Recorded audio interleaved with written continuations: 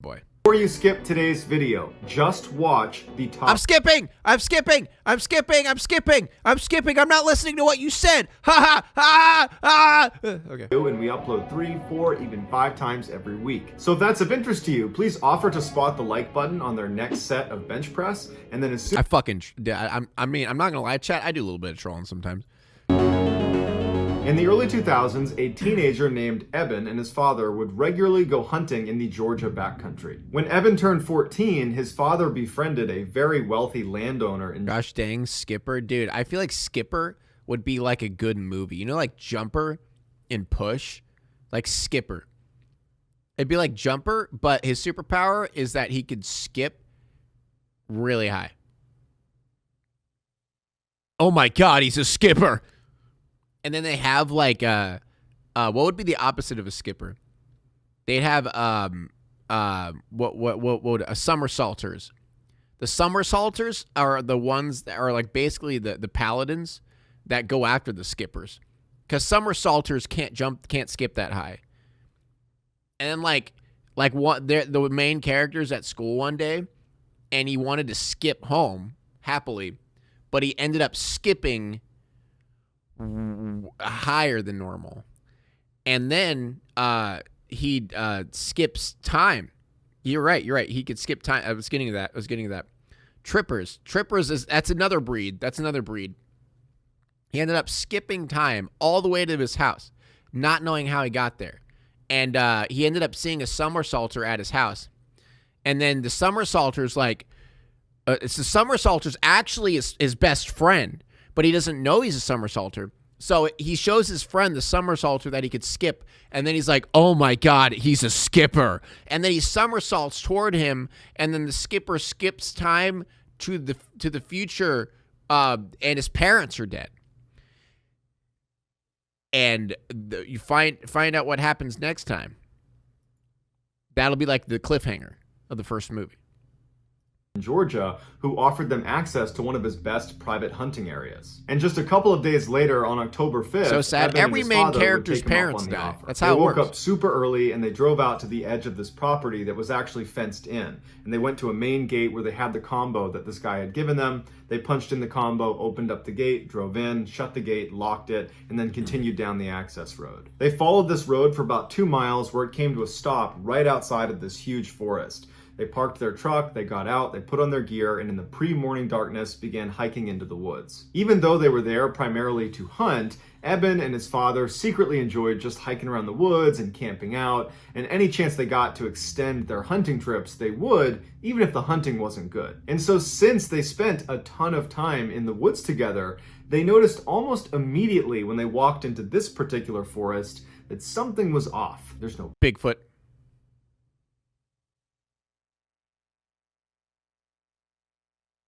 Bigfoot. Birds, there's no animals, silence. It's just totally silent. The only sounds they heard that were not them was a single plane that passed overhead. Although they found this very odd, they figured, you know what, this is private property, not a lot of people are out here. I'm sure as soon as we showed up, the animals were aware of us and they've scattered. They finally make it out to the hunting stand that the owner had told them about. They get all settled in, they're getting ready to see some animals. And all day long, they don't see a single animal. They don't hear a single animal. In fact, again, it is just completely silent. Frustrated, they began packing up their stuff, making their way down off the stand, and they started looking for a place to make camp for the night. And Eben's father suggested, well, hey, you know, there's obviously nothing over here. It's been quiet all day. Why don't we walk deeper into the woods a little ways, set up camp there, so tomorrow we have a better chance of seeing some animals. So they hiked for about an hour farther away from where they parked their truck, and they reached this clearing, which is perfect for setting up their camp. And so they set up their tent, and Eben's father says, hey, you know, we still got some daylight. Do you want to go try our luck and see if we can see some animals out here now? Eben's like, yeah, why not? So they hike a little ways away from their campsite, and they set up their blind. Is that them? Once again, they don't see any animals. It's totally quiet. And so they turn around and they start heading back. Dude, why is hunting so fucking boring? Like, hunting is like one of the most boring things. Like, why do people enjoy it? I don't know. I've never been hunting, but like every time I hear hunting, hear about hunting, someone comes back, oh yeah, we didn't say anything. How long were you out there? 6 hours? What? Well, what are you literally just sitting out in the woods for 6 hours doing nothing? Oh, yeah, but we might have got something. All right, I got to go get my dogs. They won't shut up. There, I did it. They noticed that their tent was now collapsed. And Eben's father turns to him and says, oh, it must have been the wind. And Eben says, no, it couldn't have been the wind, because all day today we have been commenting on how quiet it is and how the fact that there's no weather, no wind, no anything is heightening the fact that it's completely silent. So it could not have been wind. So Eben's father is like, well, Bigfoot. When you set the tent up, did you not put the posts into the eyelets? Did you not build it correctly? And Eben's like, no, I've made that tent like 1,000 times. I know it was set up correctly. They walk into their campsite and they look down at their tent and they're really confused at what they see. The 2 rods that go in an X over the top of the tent that thread through nylon loops and then anchor at 4 different points on the base of the tent, well, they had been removed from the 4 corners. And if you know how a tent works, it works on tension. And once you have a rod anchored in 2 points, it doesn't just pop out. It's anchored at 2 sides. It's actually difficult to remove each anchor. Once one is out, the other comes out easily. But basically, the rod would need to break in order for it to come out of those anchor points, or someone would have to come over and remove it. And they didn't remove them, and none of the rods were broken. Which leaves them with either they failed to set up their tent, even though they had distinct and clear memories of setting it up and double checking it was set up. They put gear inside of it. Or someone came over to their campsite while they were gone and undid the 4 corners. They decide, you know what, it can't be some stranger coming over here because we're the only ones with the gate combo. This is private property and no one could have been here. And why would they do that if they came to our campsite? Why would they randomly collapse our tent and then vanish? So it had to be us. We must have not made the tent. And while they didn't really believe that they had not made their tent, they convinced themselves that that's what happened because the alternative was just too bizarre and frankly terrifying to consider. So they build their tent and they make a little fire and they stay up for a little while chatting before being tired and saying, okay, let's just go to bed. They extinguish the fire, they get in the tent, and they both fall asleep. A couple hours later, Eben wakes up suddenly and he's not sure if he's dreaming or not, but he thinks he hears someone laughing a couple 100 meters behind their tent off in the woods. Eben instinctively turns to make sure his dad is still in the tent with him, and he is. And then Eben starts listening really intently to what's happening outside. And all he can hear is silence, like it's been since they got in the woods. He doesn't hear any more laughter, and so he says, okay, I must have just been dreaming, and there wasn't any laughter out there, and eventually Eben goes back to sleep. A little while later, Eben wakes up suddenly again, except this time his dad is already awake and looking around anxiously. And Eben sits up and goes, what's going on? And his dad goes, shh, and he goes, can you hear that? And Eben listens, and to his horror, he hears laughing. He wasn't dreaming before. Eben also realizes the laughter is not coming from the same area he heard it. It's now coming from the opposite direction, and it's a lot closer to them. Eben very quietly... Maybe like Bigfoot told a pixie a very funny joke. It's Ninja. That did kind of sound like Ninja's laugh. Carefully explains to his dad that he actually heard this laughter a couple hours earlier, and Eben's father turns to Eben and says, before we came out here, I asked the owner, should we expect any other hunters or campers or anybody nearby? And the owner said, this is private property and it's fenced in. There is no one there but you guys. After this revelation, they both turn their attention back to just listening because they're hoping this is just going to stop and whatever this is just going to leave. But it doesn't leave. They hear footsteps running towards them from way off in the forest, and it's so quiet, it's really easy to hear these footsteps. Dude, I'd do like the fight or flight situation. I'd fight. I'd like go out there, be like, yo! Like I'd puff my chest out. I'd be like, let's fucking go right now. Come on. Like I'd like get in like a what's a good boxing stance? Like, you know, I'd do like the fast feet, like bounce it around type shit and be like, let's go. Straight up. Come on. Right now. Let's go. I don't know. I feel like in these situations, if you know it's a person, I would confront. I feel like it's scarier. It's scarier if you're hiding in a tent. You know what I mean? Like, for example, if someone, like, if you hear someone in your house, like, what if gun? Is a tent gonna stop them? You know, like is the tent just gonna be like, oh, sorry, you're in a tent. That's the force field. I can't get in there. Yeah, what I say, it's like if someone's in your house, if you hear someone in your house and you hide in the blankets, you know, dude, I don't even care. I would rush to the kitchen, grab a knife, and get ready. You know what I mean? I feel like I would be less afraid if I saw what I was getting attacked by, or if I was aware of what's going on. Because once you realize, like, for example, if they walked outside, realized it was just a cracked out person, it'd probably be less scary. I mean, it'd be scary, but it'd be less mystery. I feel like the unknown is 1,000 times scarier than anything else. Yeah, the unknown is scary. Exactly. Like, when your imagination is 1,000 times scarier than what you're going to see. Prank pig with a surprise party, we might get injured. Yes, because my address is not readily available. And if I have you guys surprise me, you will get fucking knocked out, bro. You know? Look at this. Look at this. Look at this. Look at that. Look at that. Like, come on. Dead. One shot. Yeah, I ain't gonna do shit. You think it's not readily available, pig? Shut up! I'm moving anyway, so we're in the process of finding somewhere to move. I want to move to a bigger area, so it's harder to find my house.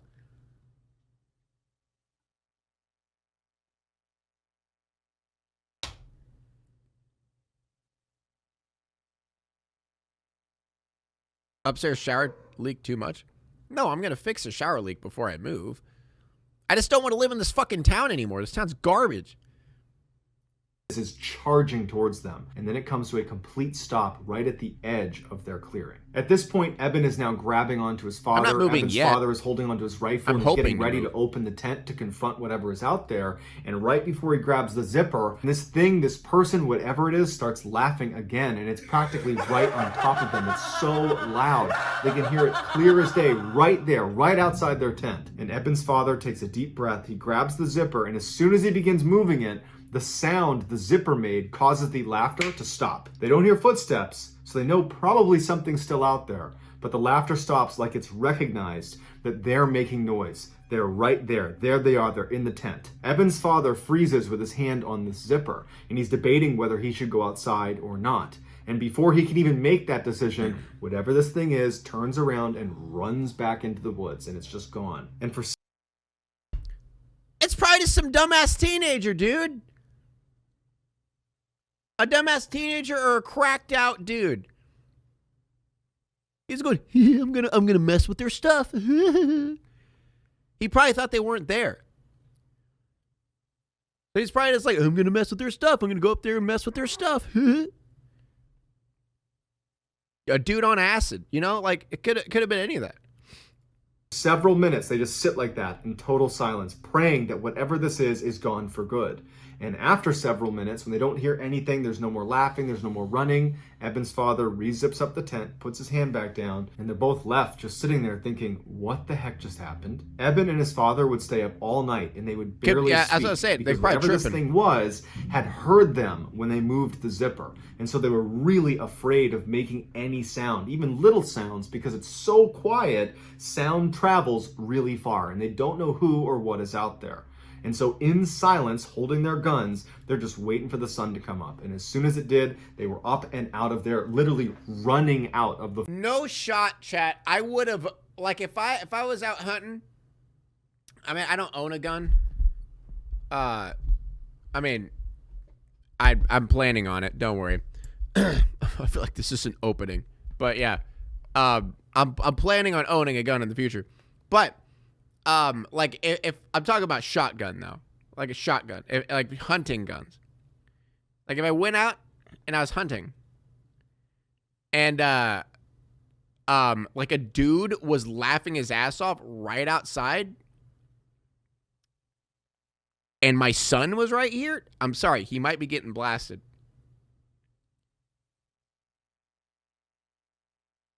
Handguns are only for killing people. I feel like handguns are the only good thing because handguns are good to have for your protection. If someone breaks into your house and they have a gun, I think it's safe to say it's okay to have a gun.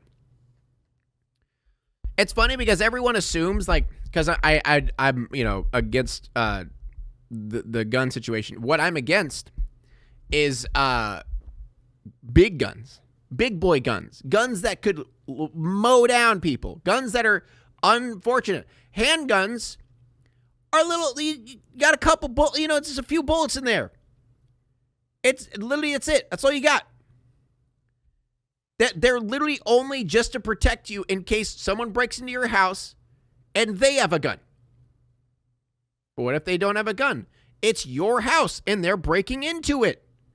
What do you mean? What? If someone is breaking into your house, I feel like you have every right to have a gun. Fist fight? Yeah, that makes sense. You don't know what the dude has. You don't know if he has a knife or a gun. Be a man, just fist fight him. Again, I don't... Oh, my God, dude. Why do I even have to explain myself? I don't think getting rid of guns completely is the right call. I think heavier gun control is what's important. I don't say zero guns because, let's be real, that's impossible. People will lose their shit. We will literally have a civil war over that. I'm talking about heavy gun control. God damn it, dude. Why do I have to explain this 1,000 times? That's what I'm saying. Handguns, that's it. That's my thing. Handguns, that's it. That's all that should be available. Rifles, I don't even think rifles should be available. That's just me, though. So, dude, protection is important in your household. Especially, for example, when you're a YouTuber or or internet personality or a celebrity or anything like that. I'm not a celebrity. I'm just saying that I'm out there. Like, people could probably, potentially could find my address. I would prefer to be protected. Boogie, yeah, what Boogie did was a little bit out there, but... before us, checking over their shoulder the whole time all the way back to their truck. And so to this day, they have no idea who or what the heck was running around. Let's destroy all guns. Let's get swords. You're right. Fuck it, dude. I would love that. It's not possible. We have a totally gated in private piece of property, and there are cameras watching the only entrance. And you are the only ones that went in or out over that time period. And prior to that, we monitor this. I agree with what Boogie did, to be honest. Okay, we're going to get this out of the way real quick. I agree with him pulling out a gun on the dude. That's completely fine. I don't think it was smart to shoot off a bullet. I am understandable with having the gun at the ready, but I don't feel like he should have shot a bullet, though. Unless the dude looked like he was about to attack him, but I don't feel like he should have shot off a bullet. But that's it. I feel like everything else was fine. This property. Nobody else was in there. Enough about guns. Let's move on. In the summer of 2013, a young woman named Katie and her father decided to go camping at one of their favorite campgrounds in the Sierra Hairspray and a Nevada lighter. Range. Katie loved a great axe. with Dude, her give me a father club. He was this totally accomplished outdoorsman, and he used to be a wilderness guide for much of his life. And so she just always felt like she was in great hands whenever she was out in the wild with him. And she had kind of become a fairly accomplished outdoorswoman herself. When they arrived at the campground, the parking lot was packed with cars. And they're like, shoot, I wish we'd called ahead a couple weeks ago and reserved a site because they're probably not even available now. But they went to the front desk and they were like, you're in luck, we have one available. Okay, I'm sorry. You guys are actually stun locking me. My brain can't get out of it. If I had a mace, I have to say this. I cannot get out of it. I have to say this. If I had a mace, I want a mace with a chain and a ball, like one of those chain maces that you swing around and bop. That's what I want. Okay, I had to say it. Oh, God, let's move on. It's the one that's oh, God, I can't handle over it. there. It was this one campsite that was kind of isolated from the rest of the campground. It was far away from the bathhouse. It was far away from where you go swimming. And it was far away from the parking lot. It was just like really inconvenient. And whenever they came camping here, it was like the one site they didn't want to use. But beggars can't be choosers. They were happy to even have a site. And so they drove all the way down this little road into this very isolated campsite, kind of in the middle of this forest. Once they got there, they began setting up their respective tents. Because Why do people not camp? Staying in the same tent. They each had these. Just like go out, do the wood stuff during the day, and then go home. Camping in the woods is so overrated, dude. No one likes it.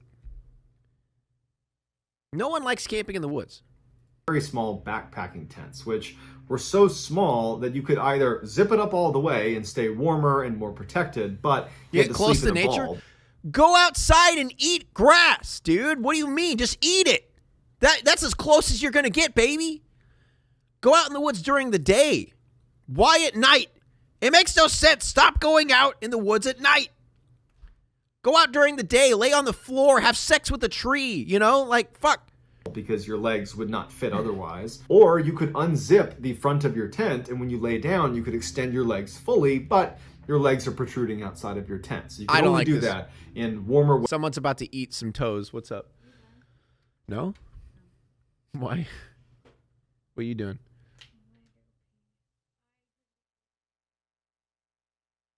Oh, God.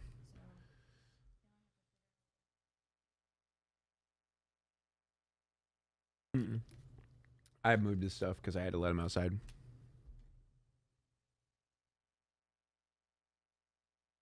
Love you. Wait, toe eating? Yeah. Those because that tent with the they said they're gonna have their feet out, so someone's gonna come around and eat some toes. Hey, it's me. Hey, yo. It's me. I heard something about feet. I heard something about eating toes. Hey. All right. I wonder, like, people out of context, when they see that, what are they going to think? Weather, and if you were comfortable having your legs poking out into the wilderness. After they set up their tents and they get their coolers set up and they have all their stuff kind of the way they want it, they go out hiking for the rest of the day. When they come back, they're totally exhausted, they fall asleep, and nothing of note occurs over that first night. The next day they get up, they go back really out, they go hiking all day all over again, and they come back that night. This guy over here. Totally exhausted again. And they get into their tents and they go to bed. And this night, something of note would happen. At about 3 a.m., Katie wakes up and she hears footsteps walking towards the campsite from a little ways off. They're in the woods somewhere. And she's thinking, okay, it's got to be my father because he's diabetic and every night he gets up to go to the bathroom maybe 3-4 times, and he probably was just walking to the bathhouse and now he's walking back. But she realizes the bathhouse is over here, not over here. So what is he doing walking towards the campsite from this side? The footsteps come out of the tree line, they come into the clearing that is their campsite, and they stop about 2-3 meters outside of Katie's tent. Now, there were no windows on Katie's backpack tent. There was just little vents at the front and the back that kind of pointed down, and so she couldn't see out anyways, there was no illumination out, so you can't even pick up a silhouette. It's just total darkness out there. She can't see who's out there. She can only hear them. But she's thinking, okay, maybe my dad got lost coming back from the bathhouse because he didn't have a flashlight and he walked too far. That's possible. Or, you know, he could have decided to relieve himself just in the tree line, even though he's not known to do that. He's a guy that goes to the bathhouse. And so she's running through these scenarios that are convincing her that, oh, that's just my dad. But what she really wants to hear is that person walk away from her tent and get into her father's tent, because that will confirm in her mind that that was her father. And so she's sitting here waiting for that confirmation. And she hears the footsteps again, but instead of walking around her tent to her father's tent, this person walks right up against the tent burglar. And they clearly begin leaning over her little tiny tent because she can hear them breathing right above her. And this is when she... Imagine that's... became the face of feet lovers, just like Joker became the face of incels. I would be okay with that. Imagine seeing that, though. Honestly, I feel like that would make me laugh. I smell toes. She realizes, that's not my dad. And as she's having this terrible revelation that some stranger is outside her tent right now, she has an even worse revelation. It was a warm night that night, so she was sleeping with her tent unzipped and her legs poking out the end. She musters the courage to begin slowly retracting her legs back inside of her tent. But before she's able to do that, this person stands up, turns, and starts walking towards the base of her tent where her legs are. She's completely frozen and terrified about what's about to happen. But this person doesn't stop at her feet. They keep moving and in fact start circling her tent. But because they were making a lot of noise and walking around her, it allowed her to pull her legs back in. You can't hide your toes from me, young lady. It's a toe goblin. I've heard about these toe goblins in the woods. Ha ha! I have discovered some toes. Foolish girl, you think you can hide your toes from me?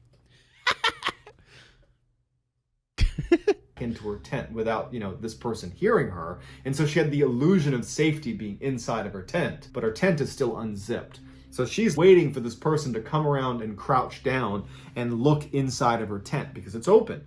And so she's just looking down there hoping that doesn't happen. But unfortunately, right at this moment, the person walked to the base of her tent and came to a stop right outside where the opening to the tent is. And so she's sitting there thinking, please don't come in here, please don't come in here, please don't come in here. And even though her feet are pulled up into her tent, she suddenly feels something pinch her foot, and she knows it's a hand. Something has grabbed my foot. And she stifles a scream and she starts shaking uncontrollably because her instincts are telling her, don't let this person know you're awake. And luckily, as she's sitting there shaking from fear and trying to be quiet as best as she can, she's holding her mouth. This person stands back up again and goes back to the spot next to her tent and leans over the tent once again, and she can hear them breathing right over her. And so for several minutes, she lay there shaking with this random... What the fuck? What is this? What even is... Oh, are those teeth? Oh, that's his nose. I see it. It's nose, teeth. Okay, all right. I just imagine a toe goblin. Oh, he's like pinches her toe. Woo-hoo-hoo! I got some toes. Person who pinched her foot a minute ago, hovering over her tent. Can I touch your feet, ma'am? He just like shoves his face. Hey, ma'am, can I touch your feet? In the middle of the night, and she has nothing she can do, and she's just quiet. She's hoping it's going to end soon, and eventually this person would turn around and walk over to their cooler and their table and some other things that were out, and she hears some rummaging going on, some things are being moved around, and then this person just kind of walks off into the distance. But she doesn't know if they're gone. She doesn't know if they're standing in the edge of the tree line waiting for her to come outside. Maybe they laid a trap for her, and so she just lays there silent, doesn't move, and she's praying to herself. Oh yeah, so what this was probably a dude who's either homeless, on acid, drugs, whatever it could be, looking for either food or looking for something to steal. And he probably was looking at the tent and pinched her toe just to make sure that she was sleeping, right? That's probably what he was doing. He's probably just pinching her toe to make sure she's asleep. But no shot, dude. I would cause a fuss. Always cause a fuss. I always say that, but always do. If you hear a dude next to you and your dad's over there, start screaming your ass off. Wake up your dad. Unless it's Bigfoot or a toe goblin. Your dad couldn't beat toe goblin. Why pinch? You're going to wake them up? No, to see if they're heavy sleepers. Because if they wake up, you just go, whoo, I caught a toe, and then run back into the woods. That's what toe goblins do. Please don't let anything happen to me or my father. And all night she's just laying there. And then eventually she does fall asleep. Probably hours go by. But You'll she become does a fall blurry asleep image, dude. because she wakes up That's again a superpower. when she hears her father unzipping his tent. And she charges out to meet him. And she can tell right away that he's scared. And before she can even say or begin to describe what's happened to her, he says, were you outside your tent last night at about 2, 3 in the morning? Because I heard all sorts of commotion near our cooler. I wasn't sure if it was an animal. I wasn't sure if it was you. And she starts telling him, no, this is what happened to me. Hey, Dad, that's your daughter. Protect. The toe goblin almost yoinked her toes. Dad, What do you mean you're scared? What about your daughter? And as she's describing what happened to her, he looks behind her at the picnic table, which was next to their cooler, and they had their backpacks on it. Basically anything that didn't fit in their tents they kept near this picnic table. And he points at it. And she turns around, and any item that was in the cooler or in their backpacks or that was just out has been stacked in a pyramid formation on this table. Clearly, the guy who was here last night did this for some reason they don't understand. And as they go over to look at it to see if anything's been taken, they notice this track of footprints, like these heavy footprints that have been going around and around Katie's tent. So she clearly wasn't imagining it. And so that instant, they packed everything up, got in their car, and they left. And to this day, they can barely talk about it with each other because it's all the things that could have happened. The father felt horribly guilty because he clearly heard Hope you're okay, honey. I was really scared. Honey, I was terrified. I heard like a weird goblin creature outside of your tent. I was so scared. Oh. What a dad, dude. Poop toes. Person, but didn't leave his tent. And his daughter was clearly in danger. And his daughter's thinking, the tent was open. This person was crouched down, reaching into my tent, grabbing my feet. Like, that's such a horrifying image. Feet, hey, oh, hey, look at me. Oh, I love feet. I love this. That's probably me. I was probably the guy outside. You know, I go around campsites. You know, I grab people's toes. That's what I do. I'm the glasses guy. You know. And so this has been completely traumatizing for them. It and they was just don't you. talk about it anymore. I like stacking things. Oh shit! From the 1950s until present, I like a stacking Canadian games. family has Stacking owned things this up very with pyramid isolated stuff. You know how it cabin in the goes. middle of the Ontario backcountry. It was the only property on this very small lake. There was two others across the lake, but they were pretty far away. And with the exception of the side of the cabin that was facing the water. Wow, funny. Shut up, Amy. The rest of it was surrounded by really dense forest that went on for quite a while. About 2 miles away from this cabin, on the other side of this dirt road, was this huge wildlife reserve that was pretty much just a huge forest that was protected. And anytime the family was visiting this cabin, the kids would at some point go into the reserve and go explore. In 2001, when the family was at the cabin, the kids were across the road over at the reserve, and they decided to walk down this particular trail that they hadn't seen before, and they just started walking. And for about 30 minutes, they're seeing new areas they hadn't seen before, and then they come to this clearing, and there's all these abandoned houses. At first, there was a little debate about whether these were actually abandoned because they did look like they were in pretty good condition. But when they walked a little bit closer, it became very clear that nature is reclaiming this land. Grass is up to the waist. You know, there's vines growing outside of the houses. There were cars still parked in driveways that were totally rusted out. You know, grass is growing all through them. And so they knew these were abandoned. They walked up to the first house they saw, and they looked in, and they couldn't believe what they were looking at. It was like whoever lived here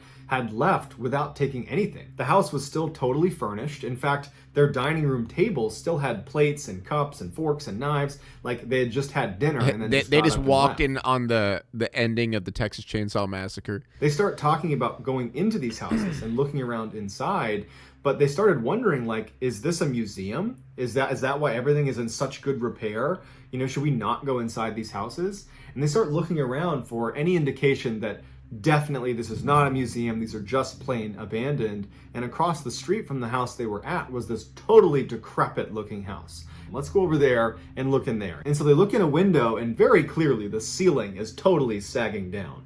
And the first floor is buckling completely, and there's clothes and shoes scattered everywhere. And so for them, this was confirmation that this is no museum, these are abandoned, we can totally go look around inside. And so for the next... What kind of... Oh, man. What? We could totally go inside here. We could totally do that.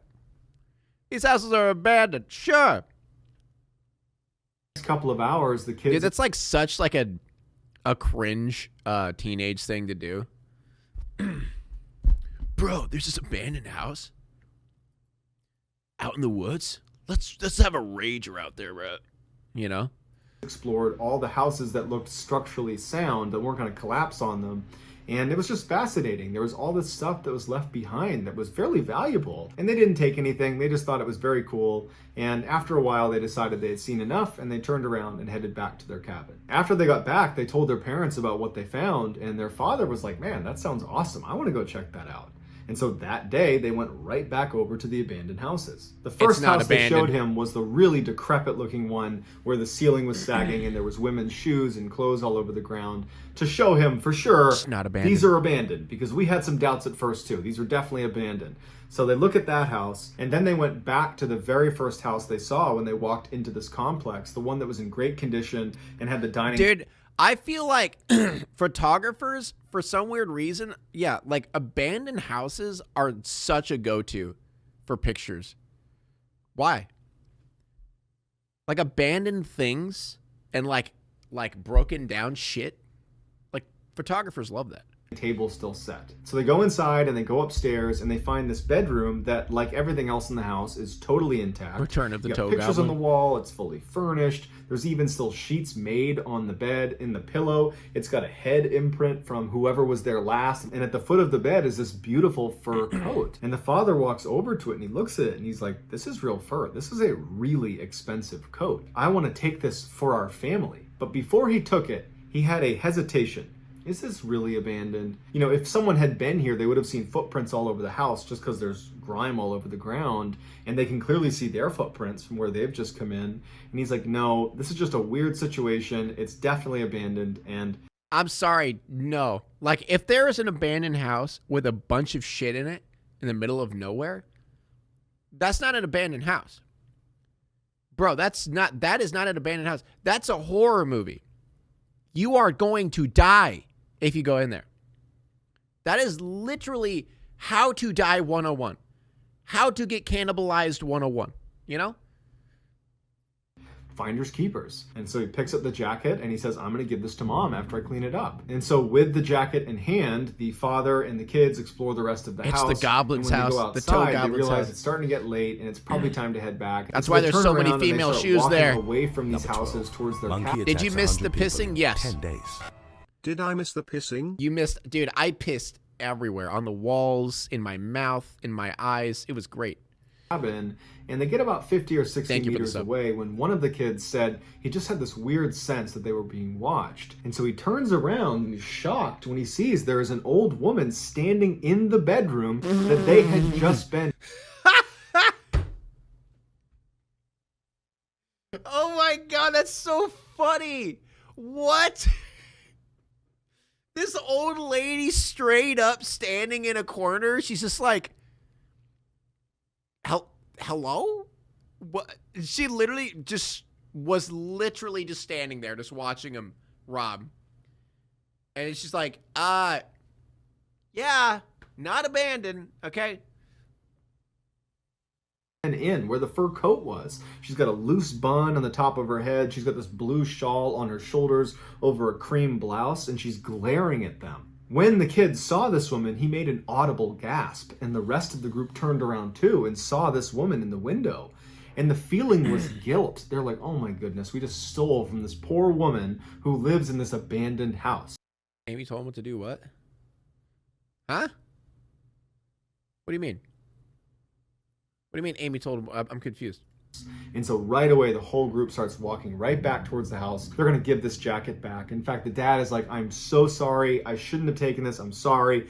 And as they're walking back towards the property, the woman in the window who hasn't said anything just turns around and walks back into the main part of the house. They can't see her anymore. And so as they're walking closer to the house, they're assuming she's going to come downstairs to retrieve this jacket that they've taken from her. And so they get right up to the front door, and the father is yelling to her, I'm sorry, where do you want me to leave this jacket? I can bring it into you. And they're kind of just waiting for her to come downstairs. I never said your name, honey. And she doesn't. She's nowhere to be found. She's not making any sound. She's not indicating what to do. And so after waiting for a couple of minutes, the kids don't really know what to do, and they're kind of getting uneasy about the situation. And the father is still very confident that he just wants to give this back and make amends, make peace with her, say he's sorry.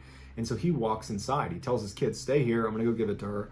And he goes inside and he disappears upstairs. Just go! Leave, dude! Oh, you idiot! This is how the dad dies. The dad dies. There's no All way. of a sudden, from across the street in that decrepit house with the caved-in ceiling, they hear one of the second floor windows come slamming down. And at the same time, their dad comes charging down the stairs, no jacket with him, and he's saying, "Go, go, go." And the kids are spooked from the window getting slammed, and they start running away until they're about 100 meters away from these houses. And they stop, and they're panting, and they're out of breath. And the kids ask their dad, "What happened?" And he says to them, "I looked everywhere upstairs and I could not find that lady. I don't know where she is. Either she's hiding from us or something, but I happened to be looking out at that other house. Something caught my eye. There was movement and I saw another person in the second floor of that building that's falling apart. And I watched them slam the window. And then as soon as I did, I heard someone yell, 'Get out.' And I ran out after you guys." Now the kids and the dad are...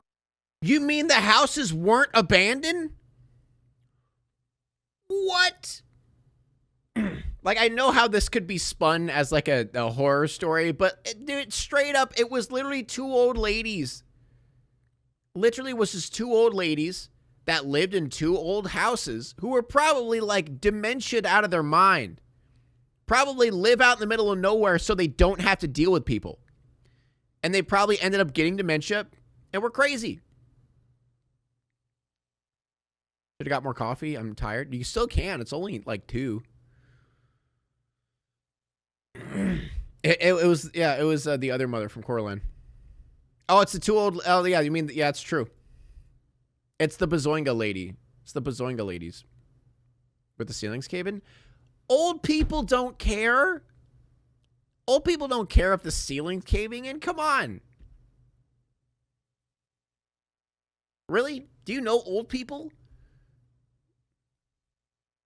Are absolutely terrified and they want to leave, but they also want one more look at these buildings before they do. And when they had run away, they had stopped behind this big group of trees that obscured their view to the buildings. They were out of sight. And so they begin to peek their heads around the tree until they can see the building, and they can't believe what they see. Standing in the window of the fur coat room is not only the old woman, but also a very tall man who's holding her shoulders and is bending down because his head is too high to look standing. He's crouched down and he's looking out the window next to her, and they're both glaring towards them. The father and his kids are practically... I would be too. You just broke into my house. Am I supposed to not glare at you?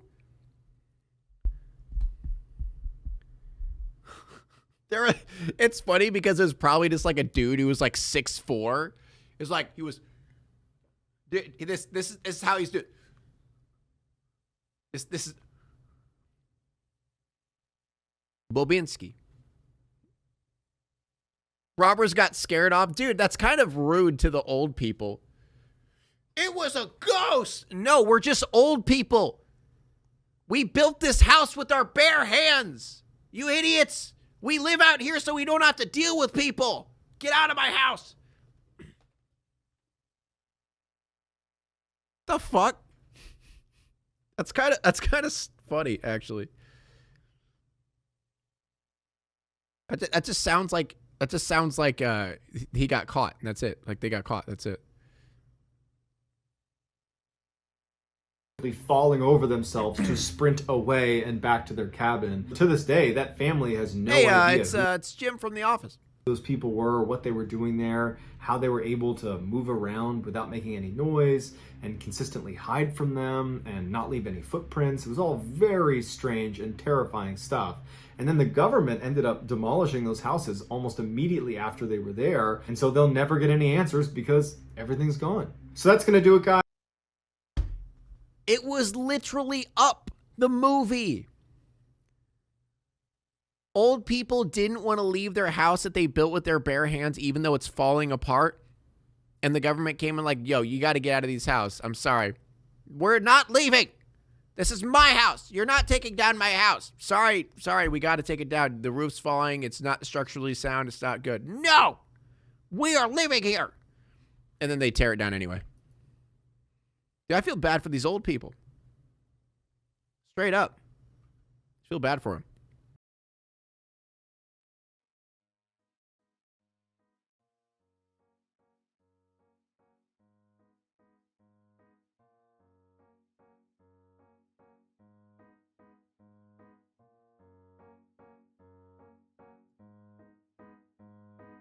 Now it's time to walk away. I hope you enjoyed your stay.